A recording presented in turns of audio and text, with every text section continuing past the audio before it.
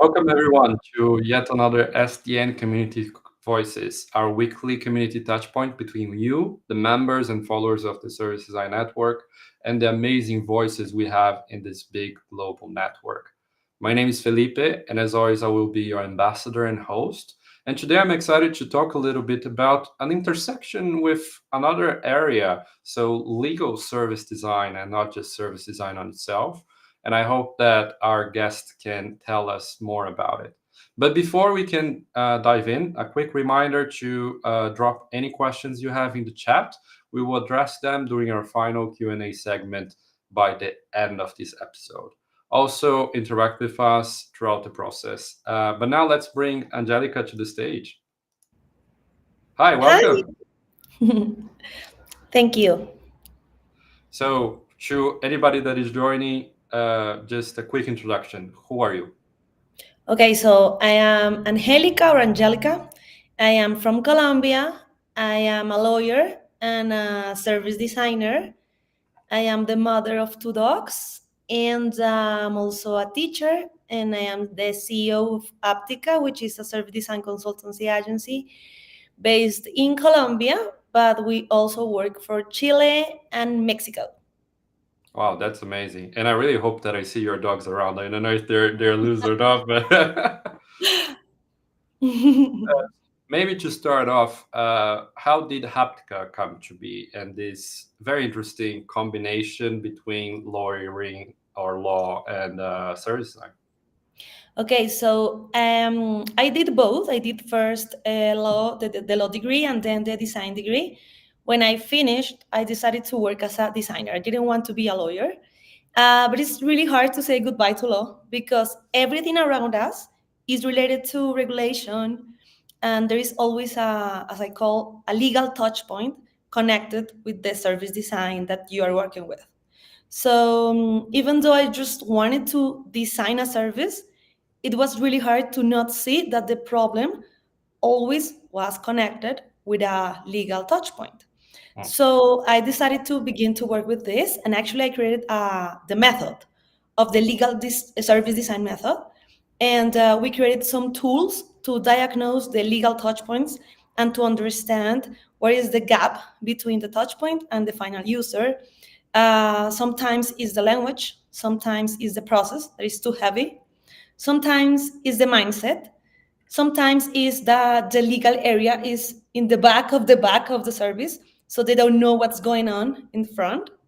And so I decided to create this business line, and a lot of lawyers became part of the company. And I've been working with this for 9 years. We have done a lot of projects in different industries, especially banking and insurance. So that's like the general description of the history of legal service design in Aptica. Yeah, I think it's always amazing to hear how many different backgrounds we have in service design. I keep saying that, but I think it's always so interesting for me. So it's quite interesting to hear that you started as a lawyer and then you're like, no, I don't want to work with that. Then you went to design, you're like, oh, but I actually have to work a little bit on that. Because as you're saying, everything's so intertwined with legal policy, law, and things like that. So what were some of the first, I would say, challenges that you maybe encountered of trying to combine those things and creating this framework, as you said? Awesome. So my first project was with a company that was working with pensions. And the challenge was to design the service. And they wanted to have like a wow service. That was it. But it's a really regulated industry. So when I was working on the field and talking with clients, I realized that a lot of the content was super intense and difficult to understand. And I realized that this was legal. So I came to talk to my client, which was the manager of the services of all around Colombia. And that person said, we cannot do anything about that legal part because that is related to lawyers. So it was like a mystery. So I said, okay, I'm a lawyer. So they say like, what? You're a lawyer? I'm a lawyer and a designer, so I can talk that legal language. So let's go and talk with those lawyers. No, we cannot talk to them because no, It's like they were like a mystery again. I was like, let's go. I want to do it. So I had those conversations with that area of the company, and I realized that they really wanted to be part of the challenge, of the service challenge, but that wasn't part of the conversation at all. So what the first thing that I had to do was to create the bridge between the two areas, the service area and the legal area. And then we realized that we could do it together. But it was a cultural issue because it wasn't really common to have these two people sitting down and talking about the service. So I will say that was the first one. The second was that even though we know the regulation, we know the law, and we don't really know it like deeply. So we think that everything has to be so strict and so cold and so black and white and so Arial or Times New Roman approach. And then we realize that law says what should happen, but doesn't say how. And that's the power of the design approach. We know all the hows, little, big, long, different kind of typography. Like the universe is huge for this kind of approach. So then we have those conversations with the regulator. It was like, can we change this? Can we go with a different path? Can we just have a podcast about the content, not a contract? And there was, well, law says that we cannot not do it, so yes, we can do it. So we ask the right questions and we create the bridge about everything. And that was my first project of legal design. I didn't know that I was doing that. And I also want to be really clear that at the same time, something was going on in Stanford with Margaret Hagan, and she's a lawyer and she's the leader of the legal design lab in Stanford. So even though that was happening right there, in my country, I was doing this, and I didn't know that I was doing legal design. But then I realized that I just didn't want it to just design one touch point. I was a service designer, so I had that system approach. So I said, my way of doing this is not going to be just legal design. I want to design the legal service. So that's how I came with this name, which is Legal Service Design, and it is by HÁPTICA, and we have created our own toolkit, and that's how we do things in my company. Yeah, I think one thing that stuck with me from what you said is asking the right questions. It's very important. And I think a lot of times that's our position also as designers, to facilitate and understand what are those questions. So that really stuck with me, and it really shows how important it is when you're creating those bridges, right? Yeah. And also, when you're talking about this example, it really reminded me about Andy Pauline's book example that he talks about exactly quite a similar situation. It was an insurance company. They had this gigantic 30 pages document with a lot of legal terms and things like that nobody would actually read. And then they worked with them to be able to simplify it. But funny enough, at one point they simplified so much, they had like one pager, that people really didn't trust it anymore. So it's kind of a little bit of a balance there of the design, making it simpler and easier to understand, but also still having the legal kind of weight to it, right? So is that something that you also encountered in other projects? Yeah. One of my most relevant projects was with a bank, and we were designing the legal touch point, the contract, for this product that was really specific. And you have to have at least $1 million in your bank account, and then you go with that amount of money, and you give also a letter of instructions. Then the bank receives the money and instructions and begin the investment of the money, right? But the process of the negotiation was really long. It was 3 months. And with this amount of money, that's a really big problem, because we have $1 million that is just parking on the bank account, and we are not seeing anything related to that, like any extra money because of that. So we had the opportunity to redesign that contract. And in the first part of the project, we did it with a lot of infographics and a lot of colors. And when we did the prototype and the validation with final user, they said, this is not my contract. Like, this is not real. So we have to like tone it down and take out some of the visual components. And then we went again to the final user. And then we realized that we were ready to go out. So even though you want to go further, sometimes the audience is not ready for that. So you just always have to go to the user, because the one who really knows what's going on with this document is not the lawyer, is the final user.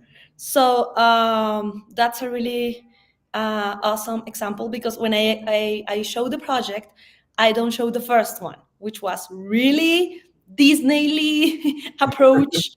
And then we realized that even though we loved it as a designers, and I'm a lawyer, so I knew that it was okay from a legal perspective, the final user didn't trust enough the final result. So we needed to go 2 steps. Yeah, you have to meet them halfway sometimes, right? So Exactly. you're constructing this bridge and making sure that sometimes you cannot ask them to go all the way to your side, but being a little bit and seeing. But I think in that point, it's quite interesting how design works in iterations, right? So then you can really work it out with the client instead of just creating a document that is fully legally bound, but then you just give them that and they're not going to have any idea if it's good or not. You're just going to have to trust the lawyer that it is a good Exactly. document. And you are saying something that is really interesting, that everything here is ready to trust in both sides. So the lawyers of the companies that are working with me, they need to trust in my process. And of course, when I told them like, hey, I'm a lawyer, they, okay, I can trust her because she's a lawyer. Yeah. But also my challenge here is to make them trust the rest of the team, like designers as well, and the areas of the company that are involved in the project. So, for example, the sales team. If you think about the regular process of any company, like you have the product, you sell the product, you sign the contract, the product can be used. That's like the general journey. And the sales team, they need to really understand the legal touch point in order to really sell the product. Because if the final user really love the product, but they don't trust the legal component, they're not going to be like really connected with all the touch points of the experience, in this case also the legal touch point, right? So we realized also that we needed to create trust between the sales team and the legal team. First, because we needed to really help the sales team to understand the legal touch point and also co-create it. Because sometimes they are going to be the legal external touch point, because they are going to be the one who takes the contract and go and talk with the final client. So if the client asks so many questions about this, and the salesperson, they don't even know what they're talking about, there's going to be a loss of trust, right? Yeah. So we need to create like this dance between sales and the legal area, and really connect and work as a team. But what happens with lawyers is that they feel that sales, they don't know what they are talking about. This is not their topic. I'm the lawyer, just go and sell. But what the lawyer don't know is that as lawyers, even though we are in the back of the experience, our legal touch point is going to be in the front of the experience. So we need to really understand how we can move all around the journey and make it happen. So it is also about connecting areas, creating trust, switching size is quite interesting. Yeah, and I think it's interesting also that you found in that project that the sales team also was had to be involved. I think it really goes to the whole systemic nature of service design that you were speaking about before, right? Yeah, something really interesting happened as well. We were just asking to design the contract, but we did it really well. So the commercial offer document was like here, and the contract was here. So at the end, the user said, "I understand the contract, but I don't understand the offer." I was like, "Oh my god!" So we have to design both, and they have to connect and design. And that's why I talk about service design here, legal service design, because there are two touch points that are part of different moments of the experience, and they have to really be connected. And actually, right now, I'm designing just one. Some like tech startups are beginning to ask me, can we design the offer and also be attached the contract to feel like just one document? And that's the trend right now in the legal design approach. Yeah. Yeah, and I see so many examples. I'm originally from Brazil, and we have a lot of examples in banking, right? Banking, as you're saying, was one of your main projects also. And we have this big problem in banking, at least in Brazil, that a lot of times those touch points are very, very hard to understand. They're gigantic as documents. You don't read through them. Maybe they're creating platforms that is easy for you to find them, but they're still very legal kind of heavy documents. And I know Yeah. that some digital banks in Brazil, they're trying to do the opposite. So they have, of course, that document maybe for, how you say, like policy situations that you need to have that type of document. But then on the front for the consumers, they have much more simplified things of what do you actually need to know when you're signing up with that bank. So it creates this also structure for different customer segments. What do they need to actually understand what is happening and things like that? Exactly. Yeah, it's really challenging. And what sometimes happens is that we feel that we cannot design the legal touchpoint. It's like that is behind, and is so regulated that is like untouchable, you know. But what happened is that we design all the rest of the touch points. Everything is so like a melody. I don't know how to say it. It's like a song that do you really feel that is connected with you. And then you have your contract, which is horrible and you don't get it. So it's like you have two different companies. The one that have designed all the rest of the experience, and then you have the contract. So at the end is again about service design, because all have to be connected, and it has to be just one experience, not two Mm. different ones. Yeah. And I think also Francesca here commented that she really thought was interesting your quote on that the lawyers sit a lot of times in the back of the experience, but they actually are working in front of it. And I also think there was quite something interesting, right? That a lot of times we think we are just working in the background depending on our professions, but our work is actually there on the forefront, on the first, directly interacting with the customers. So there is a little bit of the thought about how we can make it easier and work better for those people, right? Yeah, what I have found about this is also the awareness of the rest of the company that they don't work in the service like approach, how they can realize that they are the touch point. Their Mm, mindset is the touch point, and you can design that. And I've been a teacher in different universities in the law degree, mm, teaching this. And it's awesome when you have the chance to sit down with your students and talk to them about you are going to be working on an entity, could be public, could be private, and you're going to be connected with users. Yeah, yeah, of course, the client. No, no, no. I'm not saying that. It's like everyone around you is going to be your user. Like the yeah, sales area is going to be your user. Like the new employee is going to be your user. Like the final client, yes, of course, that's going to be your user. And if you don't have the human-centered design approach, as a lawyer, you are going to be lost in all your experience, in all your content, in all your regulation, that you're going to lose the chance to really design the experience that you can deliver to all these kind of users. So at the end, it's also about mindset, and it's mm, also about the opportunity that you give as a company to the rest of the areas to be part of the experience. Because mm, sometimes you really ask, like, you have to do it better, you have to connect with the final user, but are you giving the opportunity to that happen? What are you doing to make it happen? And when you see the innovation groups and the service design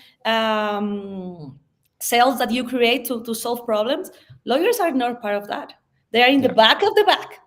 So you cannot ask for somebody to do something if they are ever part of the conversations. yeah. I think it's a bit of this realization that you're part of something bigger than just being there in the background doing your little things throughout the process. Exactly. Yeah. And now also open for questions from anybody that is watching right now. We already have a couple, so that's why I'm already opening. Perfect. But if you have any questions right now, drop them in the chat and then we'll answer them live. So to start, we have from Katie. She was asking, how do you build a culture of trust or influence a culture of trust when upper management doesn't believe in the value? Okay. What I do right now, thanks to an extra degree that I got, which was an MBA, is Mm, that we can connect this kind of projects or this approach with a business goal. So, in the example that I shared with you related to the bank industry, thanks to the final result of the document that we designed, that process what was 3 months, right? That going back and forward that document. I don't want it. Please include this. I don't trust this. Now, because of the project, is 3 days. So the sales team, they have more time now to sell more products because they don't have to be in the middle of this back and forward related experience to change the final content. And when you share this kind of KPIs that are more connected, not only with the experience, which is also really relevant, but also with the business. And right. also you can show that now you can sell the product in a faster way and you have more time to connect with more clients, and actually you can see it in the final amount of projects and products that they sell. Because of this, they say we have to do this. Mm, So you have different intelligence in the room, and some of them are really connected with the user experience approach, but some of them are really money driven and really data driven. And when you can connect your projects with this kind of intelligence, you can make it happen. mm. 100%. And now it's less of a question, more of a statement, but I think you can comment on it also. That Francesca, again, is saying, very interesting focus area. Having worked in insurance, I do see the need of service designers who have the expertise in both areas to be able to pull stakeholders together and find the right opportunity areas to create change. Yeah, and I have talked a lot about lawyers coming here, but I haven't said anything about designers being ready and being excited about designing legal touchpoints. Mm, So I think that first, I want you, all of you, to know that legal is around everywhere. So everything is connected with a regulation or with a legal touchpoint. This conversation would be illegal if I don't say anything about Margaret Hagan, because she's also working in legal design. So that's an approach of the legal issue, for example. Yeah. So the first thing that I want you to know is that legal is around the corner, and as a designers, we cannot ignore that. Second, this is a really clear example of the relevance of the interdisciplinary teams, that mm, they can work together to make a project happen. And we need lawyers to be part of this, because lawyers, they can learn this method, but you as a designer, you cannot become a lawyer. So it is really relevant to really have somebody who understands the boundaries of the project, what is going to be legal or what is going to be illegal. I always put an example on the table, which is a really simple one, but imagine that we are trying to design the experience of buying a house. That is something that for sure a lot of you have done, but it is a regulator issue because it is a contract. Is mm, the experience of giving money, receiving a property. This is a transaction, a legal transaction, not only a financial transaction. And imagine that you are just doing the research and you realize that, oh no, poor buyer, that person has to pay a lot. Let's say that we take out that and we change the experience and we say people shouldn't have to put money to buy a house. That could be something that we could say. What happens here is that that kind of contract has like elementary components that make this a buying house contract. And if we take out paying the money, this is now a different contract, a different relation, a different financial relation. So you need a lawyer to understand what can be take out, what should be in the middle, and what could be like work to make it really easy to solve it and make it happen. So you need lawyers in the conversation, but also you need to be open to work with them. So when I teach this, I teach this content a lot to lawyers, because I need lawyers to be ready to be part of this conversation, because I know designers, they want to do it, but it's a myth because it's a legal issue. So I don't know it. I don't want to be illegal. I don't want to be in jail. So let's make it happen in the right way, and the right way is working with lawyers. And it becomes, again, this mindset change, right? Of, I think, both sides a little bit to work together.